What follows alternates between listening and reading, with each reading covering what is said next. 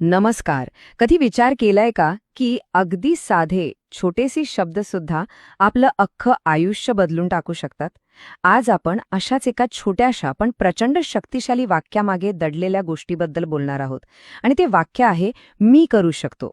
ही गोष्ट आहे एका लहान मुलाची, पण खरं तर ती आपल्या प्रत्येकाच्या आतल्या संघर्षाचं आणि त्यावर मात करण्याच्या इच्छेचं प्रतिबिंब आहे. चला तर मग या गोष्टीतून आत्मविश्वासाचं ते गुपित उलगडूया जे आपल्या सगळ्यांच्या कामी येऊ शकतं. चला भेटूया ईशानला, एका लहानशा गावात राहणारा, आपल्यासारखाच स्वप्न पाहणारा आणि जिज्ञासू मुलगा. पण त्याच्या या अगदी सामान्य दिसणाऱ्या आयुष्यात लवकरच एक असं आव्हान येणार होतं जे त्याच्या धैर्याची खरी परीक्षा घेणार होतं.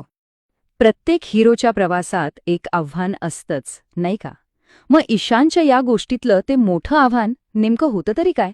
चला त्याच्या प्रवासाच्या या पहिल्या टप्प्यात जरा डोकावून पाहूया. तर बघा, ईशान अभ्यासात हुशार होता. मेहनत करायलाही तो कधी मागे नसायचा. म्हणजे बाकी सगळे विषय त्याला अगदी सहज जमायचे. पण गणिताचं पुस्तक उघडलं रे उघडलं की त्याच्या मनात एक वेगळीच भीती दाटून यायची. ते आकडे, ती सूत्र, सगळं काही त्याला एका चक्रव्यूहासारखा वाटायचा, ज्यात तो पार हरवून जायचा. त्याच्या प्रगती पुस्तकातले हे आकडे म्हणजे फक्त गोण नव्हते, तर त्याच्या मनात काय चाललंय याचा तो एक आरसा होता.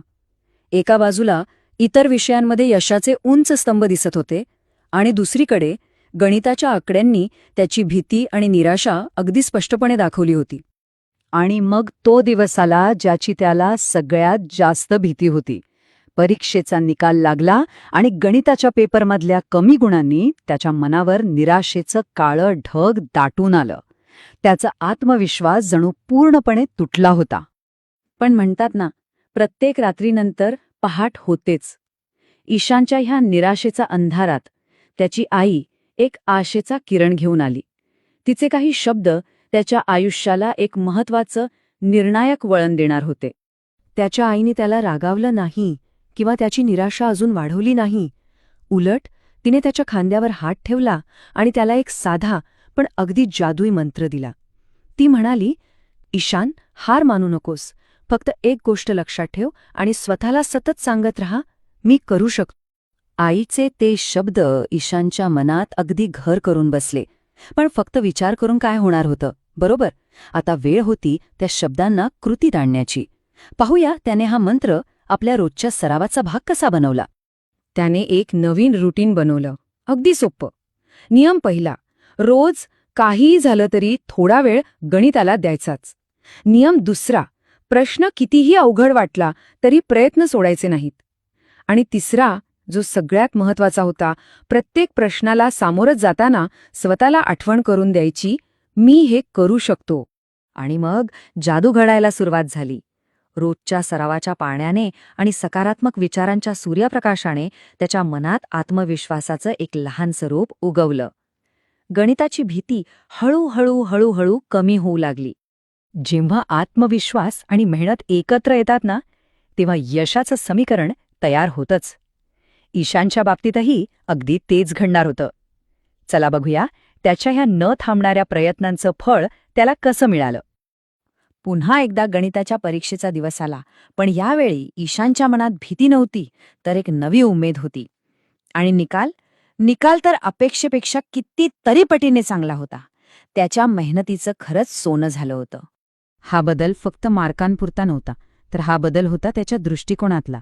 जिथे आधी निराशा होती तिथे आता विजयाचा आनंद होता.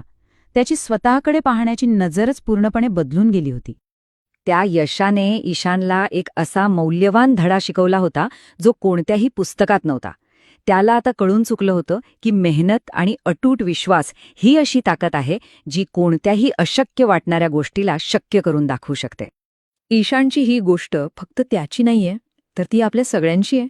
मग या साध्या वाटणाऱ्या गोष्टीतून आपल्याला जीवनाचा कोणता मोठा सिद्धांत शिकायला मिळतो, नाही का? प्रत्येक गोष्ट आपल्याला काही ना काही शिकवून जाते. आणि ईशानची ही गोष्ट तर आपल्याला यशाचा एक साधा, सरळ पण अत्यंत प्रभावी कानमंत्र देते. तर मग काय आहे यशाचं ते गुपित? अगदी सोपं आहे. पहिली पायरी, स्वतःच्या क्षमतेवर पूर्णपणे विश्वास ठेवा. आणि दुसरी पायरी, त्या विश्वासाला प्रामाणिक मेहनतीची जोड द्या. या 2 गोष्टी एकत्र आल्या की यश नक्की मिळतं. आता जाता जाता एक प्रश्न. आपल्या आयुष्यात असं कोणतं आव्हान आहे ज्यासमोर आपण हे नाही जमणार असं म्हणत आहोत? जरा विचार करा. जर आजपासून आपणही ईशानसारखा मी करू शकतो हा मंत्र जपायला सुरुवात केली तर काय बदल घडू शकेल?